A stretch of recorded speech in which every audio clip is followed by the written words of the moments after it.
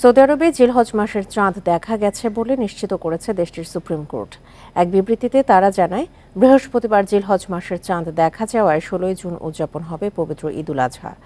৭ June জিলহজ মাসের প্রথম তারিখ হিসেবে ১৪ জুন শুরু হবে এবারের হজ।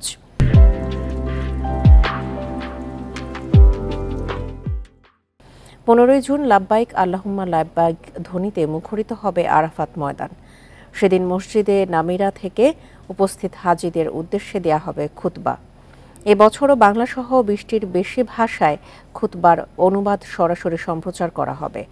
এখন পর্যন্ত হজ পালন করতে ১২ লাখ মুসল্লি সৌদি আরবে পৌঁছেছেন বলে জানিয়েছে হজ ও উমরা বিষয়ক মন্ত্রণালয়।